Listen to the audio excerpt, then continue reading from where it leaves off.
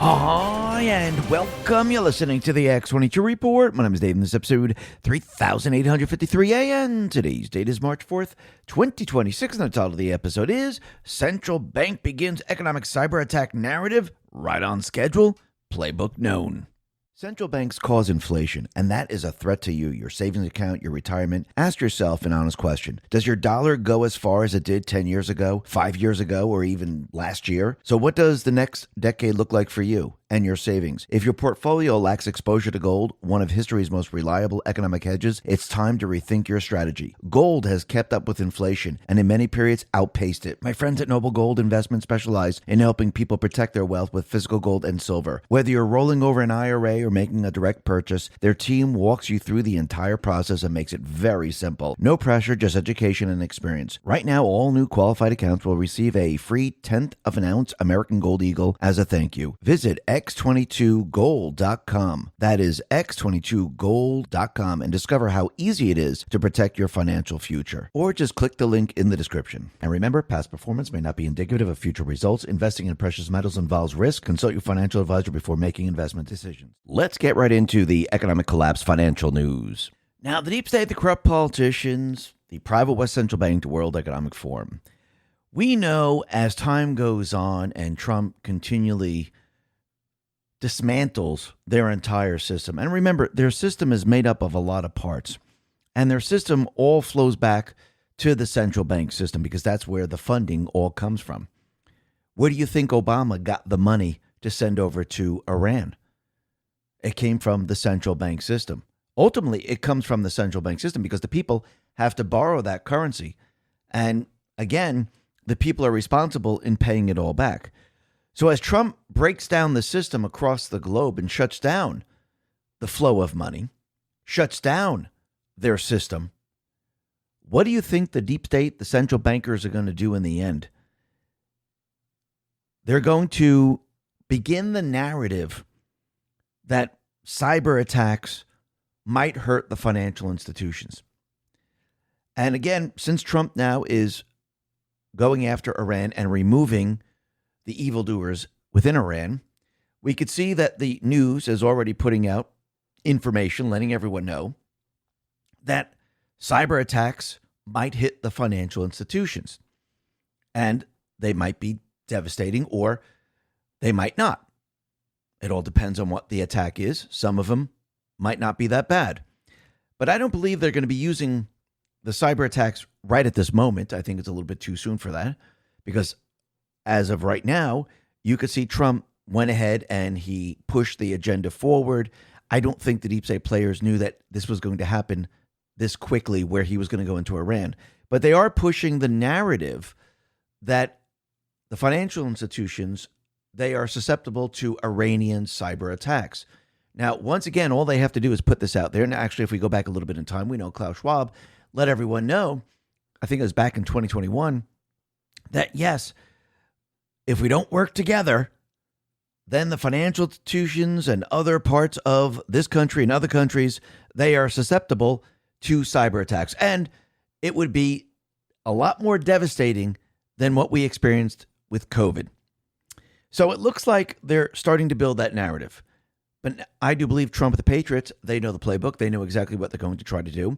I do believe this is why Trump has built the parallel economic system from the very, very beginning, because he's been planning for all of this. He knows eventually, because they were going to do it no matter what, they were going to bring down their own system.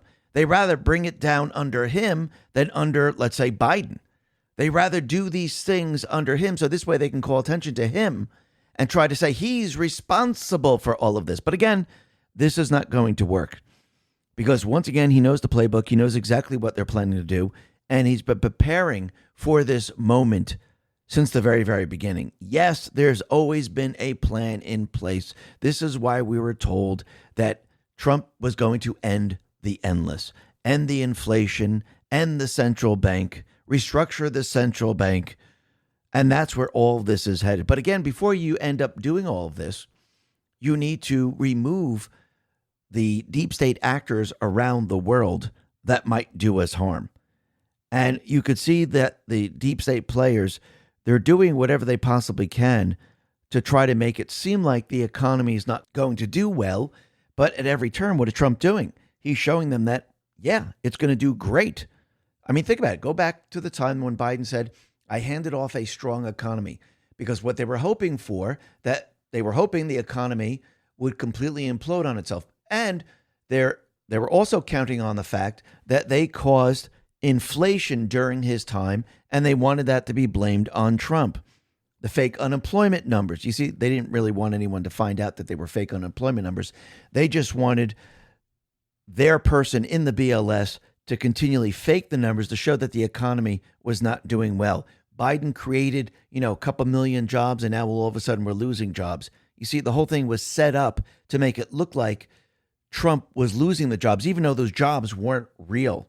The same thing with inflation. The inflation affects everyone moving forward because it's cumulative. It just doesn't go away. So when Trump was lowering, and as he's still doing, lowering the inflation rate, people would say, well, wait a minute, inflation is still hurting me.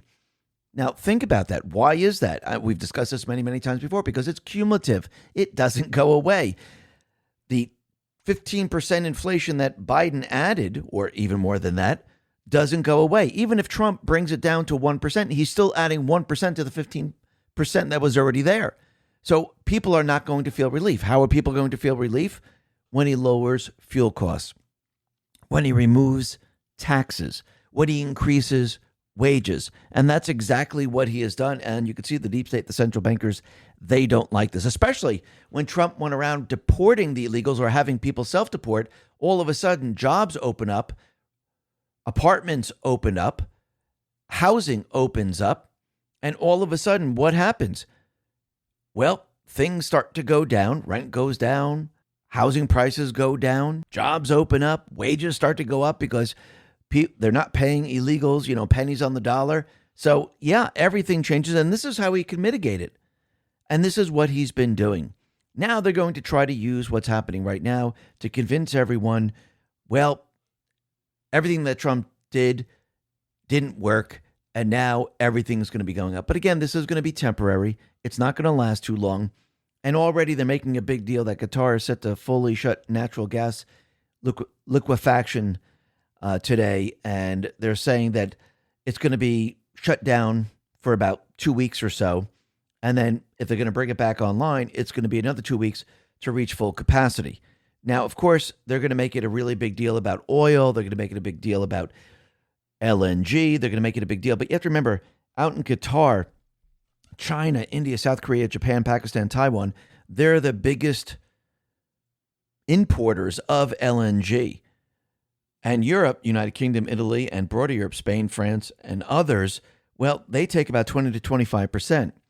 So once again, is it going to affect the U.S.? No, not really. Is it going to affect these other countries? Absolutely. You can see the oil prices already affecting Europe. Remember, Europe at this point, they really don't have that much in reserves. Japan does. Taiwan does. South Korea has limited public reserves. China has some reserves. India, very limited. But again, who is this really going to affect? It's going to affect those countries. The same thing with the oil there. Remember, Trump, he went ahead and he made us completely and utterly independent of what is going on worldwide. He did this on purpose. He did this in advance to make sure that we were able to pump oil. He made sure that we had natural gas, that we weren't dependent on any of these countries.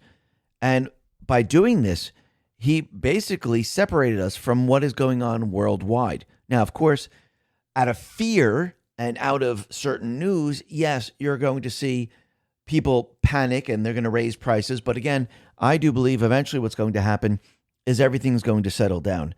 And when you look at like the Strait of Hormuz and the oil being blocked, remember, it doesn't really affect the U.S. that much. And you have to remember, and Peter Sayong put this out, China has about 85 days of oil between government and private reserves, which is almost identical to U.S. stockpiles. The difference is that U.S. domestic production is 14 million barrels per day. China does about 4 million. So that is a very, very big difference. And we could see that, yes, there's a lot of news coming out, a lot of fear. But again, this is all going to calm down in a couple of weeks because, again, this war or this event that is occurring right now, the removal of the deadly regime in Iran, once this is all said and done and the people take back control of their country, central banks cause inflation, and that is a threat to you, your savings account, your retirement. Ask yourself an honest question. Does your dollar go as far as it did 10 years ago, 5 years ago, or even last year? So what does the next decade look like for you and your savings? If your portfolio lacks exposure to gold, one of history's most reliable economic hedges, it's time to rethink your strategy. Gold has kept up with inflation and in many periods outpaced it. My friends at Noble Gold Investment specialize in helping people protect their wealth with physical gold and silver. Whether you're rolling over an IRA or making a direct purchase, their team walks you through the entire process and makes it very simple. No pressure, just education and experience. Right now, all new qualified accounts will receive a free 1/10 of an ounce American Gold Eagle as a thank you. Visit X22Gold.com. That is X22Gold.com and discover how easy it is to protect your financial future. Or just click the link in the description. And remember, past performance may not be indicative of future results. Investing in precious metals involves risk. Consult your financial advisor before making investment decisions. All of this is going to die down. And what are we seeing right now? Out of Reuters, we see that the U.S. banks, they're on high alert for cyber attacks as Iran war escalates. So already we have news about cyber attacks on banking institutions. And this is what it says. The U.S. financial service industry is on heightened alert for potential cyber attacks amid the unfolding U.S. war in Iran, with firms stepping up monitoring for threats that often rise during periods of geopolitical conflict. And this is coming from executives, analysts, and others. And U.S. intelligence sees low-level cyber attacks as possible, maybe. And you might see DDoS attacks. Is this something that's going to actually devastate the financial market? No, I don't think that's what this is all about. I think what this is about is beginning the narrative that yes, when a conflict heats up, we're going to see cyber attacks. Now, remember, the deep state, the central bankers, they've been wanting some type of boogeyman. And right now it's Russia. And I do believe that we're going to use Iran along with Russia. But again, Trump kind of countered all of that. And now he removed that piece from the board.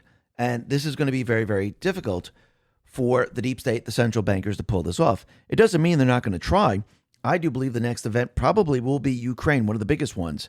And they'll try to use Russia as the boogeyman, or maybe some other individual saying that they're cyber attacking the world or whatever it's going to be. But N Macro pointed out something very, very interesting. And this is what N Macro says. Endgame Macro. If this were ever to become a prolonged disruption, a delay in automated clearinghouse payments, the system that processes about 30 billion United States transactions per year, worth roughly $76 trillion, would mainly hit direct deposits such as payroll, Social Security, tax refunds, and pensions. Millions of people could miss expected funds and struggle to pay rent, groceries, bills on time. Businesses could face cash flow stress and delay paying suppliers and employees. Automatic payments for mortgages, utility loans, and credit cards could fail, triggering late fees, overdrafts, or even service shutoffs. The result would be widespread short-term liquidity strain across households and companies until the backlog clears, although most institutions have buffers and workarounds that can limit a full-blown breakdown. And yes, I do believe this is something that the deep state, the central bankers, might try, like we've been saying for quite a while. And I do believe we're getting to that point, and I don't mean it's going to happen tomorrow, but I do believe this is building. They're beginning the narrative. And I do believe they will eventually attempt to do something like this because, again, they're actually losing control of the entire economic system. Think about it. Trump has officially said he's going to nominate Kevin Warsh, which means everything is going to change when May hits. And if hopefully he is confirmed, if not, it might take a little while, or you might not see the Senate confirm anyone until a later date. But we'll have to see how it all plays out. But I do believe that Trump already knows this playbook. He already knows where this is all headed. And again, how do we end the endless? How do we end the central bank system? I do believe this is going to give Trump the ammunition to do so, and it's going to allow him to restructure the entire system. He also built the parallel economic system to actually counteract everything that they're trying to do.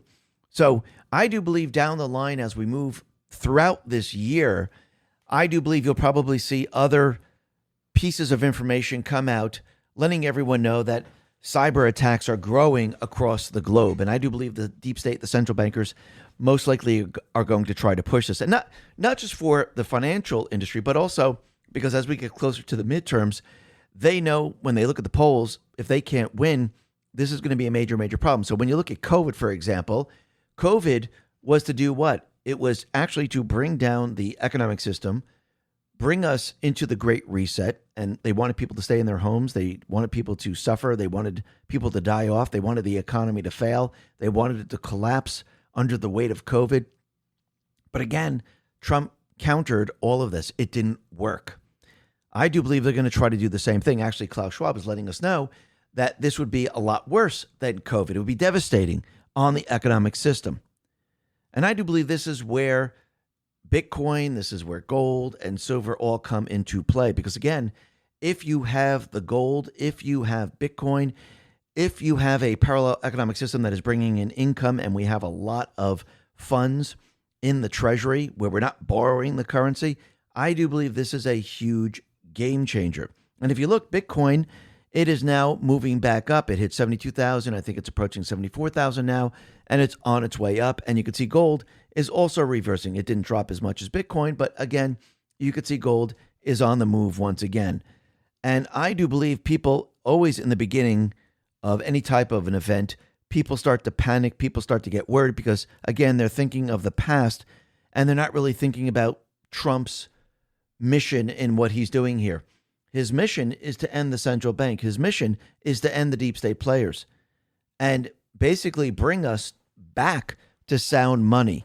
And what's very interesting is that Trump, he put this out on Truth. He said the Genius Act is being threatened and undermined by the banks. Very interesting, isn't it? And this is unacceptable. We are not going to allow it. The U.S. needs to get market structure done ASAP. America should earn more money on their money. The banks are hitting record profits, and we are not going to allow them to undermine our powerful crypto agenda that will end up going to China and other countries if we don't get the Clarity Act taken care of.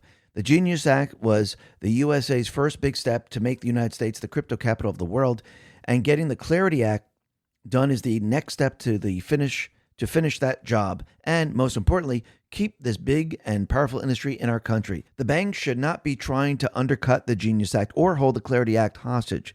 They need to make a good deal with the crypto industry because that's what's in the best interest of the American people. This industry cannot be taken from the people of America when it is so close to becoming truly successful. Thank you for your attention to this matter, President DJT. Eric Trump responded to this and said, the big banks, the very institutions that have held a monopoly and screwed their customers for a year, offering near zero yields on retail money market accounts while crushing low balance accounts with exorbitant fees, are now doing everything they can to block the crypto industry from offering real benefits, perks, and rewards on their platforms. They are the greatest hypocrites and are in mass panic given they know they are losing the digital finance race. And think about it, the central bank, the deep state players, the banks themselves, they know they're screwed because, again, if you have a blockchain technology and you're using cryptocurrency, do you truly need the banking system? Do you need it for loans? Do you need it for a loan on a house? Do you need it for a loan on a car? Do you need it to transfer funds? Do you need it for anything? No. Cryptocurrency is a direct threat to the banking system. And you can understand why the banking system doesn't want this to succeed. Because again, it's a decentralized system and they do not have control over it. Yes, if you went to the central bank digital currency, it's pretty much the system they have today, but a lot more control. And everything is digital. There's no paper money whatsoever. See, the blockchain system with Bitcoin or other technology, those technologies are decentralized and the banking system has no say. The central bank has no say. There's no one entity that controls all of this. That is the very big difference. This is why they never really wanted gold. This is why they decided to basically remove gold from their system, because gold keeps them accountable. Gold keeps a leash on them, actually. And the central bank doesn't want a leash. The central bank wants to do whatever they want, and they want to breed the corruption. They want countries to borrow because that enslaves the people to work harder and harder and harder. And it devalues their currency, where the people lose their wealth over time. And again, this is what they truly want in the end. They do not want gold. They do not want silver. They do not want Bitcoin. They don't want anything that they can't control. Now, with gold and silver, what did they do? They set up the paper market. Remember, this is within their central bank illusionary system. The only way they were allowed to do this was going all the way back to 1913. Woodrow Wilson signed the Federal Reserve Act during that period of time. They got Congress to sign off on this. So once again, a lot of things had to change during that period of time, and these people allowed the central bank to creep back in. Because once again, if we had someone like Trump back then, he would have never signed the Federal Reserve Act, and the Federal Reserve would not exist the way it is today. And now Trump is removing that Federal Reserve system, restructuring it into the Treasury. And I do believe in the end, what's going to happen is the laws that were put into place back then, or maybe even the amendments, they're going to be removed. And I do believe we need a constitutional amendment which clearly states we will never allow a private West central bank system back in this country. And however they want to word it, the way they want to present it, but I do believe we need something to make sure that this never happens again. Yes, the first two central banks, they got rid of the central banks, but they never went ahead and put in an amendment to say never, ever again. I don't know why they didn't do that. They should have. Maybe they didn't have the support for it.